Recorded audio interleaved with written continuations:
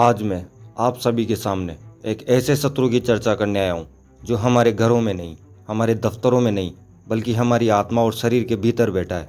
यह शत्रु तलवार लेकर हमला नहीं करता, नहीं हमें जंजीरों से बांधता है, लेकिन यह हमें सफलता, आत्मविश्वास और अवसरों से वंचित कर देता है। उसका नाम है आलस। आलस केवल काम टालना नहीं है, बल्कि ये जीवन को टालना है।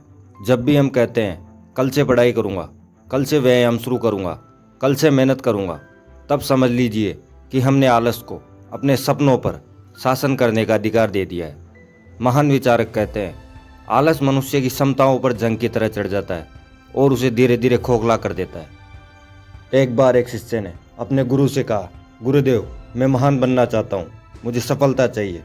गुरु मुस्कुराए और बोले, ठीक है, मैं तुम्हें एक पारस पत्थर दूंगा, पर शर्त यह है कि तुम इसे सूरज उगने से पहले लाकर मुझे सौंप देना।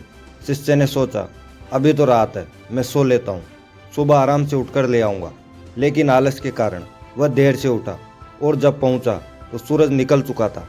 गुरु ने कहा, बेटा, पारस पत्थर तो मैं तुम्हें दे ही देता, पर तुम्हारा आलस्य ही तुम्हें उसे योग्य नहीं बनाता। जो समय पर उठ नहीं सकता वह उस अवसर को भी कभी नहीं पकड़ सकता। यह कहानी हमें बताती है कि आलस केवल एक आदत नहीं है, बल्कि अवसरों का सबसे बड़ा शत्रु है। आलस से केवल हमें हानियाँ ही हानियाँ होती है, जैसे समय की बर्बादी। समय सोने से भी अधिक मूल्यवान है, एक बार गया तो कभी वापस नहीं आता। आलसी व्यक्ति समय गंवा देता है और बाद में पछतावा करता है। सफलता से दूरी, मेहनती व्यक्ति आगे निकल जाता है और आलसी पीछे छूट जाता है। स्वास्थ्य का नुकसान, आलस्य शरीर को बीमार बनाता है। आत्मविश्वास की कमी, जो व्यक्ति काम टालता है धीरे धीरे उसमें आत्मविश्वास मरने लगता है। पछतावा, उम्र ढलने पर व्यक्ति सोचता है, काश मैंने आलस छोड़कर समय पर मेहनत की होती। कुछ आसान तरीकों से हम आलस से छुटकारा पा सकते हैं, जैसे नंबर 1, छोटा शुरू करो, बड़ा बनाओ। बड़ा काम देखकर मत डरिए, काम को छोटे छोटे हिस्सों में बांट दीजिए। जैसे आज सिर्फ 10 पेज पढ़ूंगा या आज केवल 10 मिनट व्यायाम करूंगा। शुरुआत ही सबसे बड़ी जीत है। नंबर 2, समय का अनुशासन।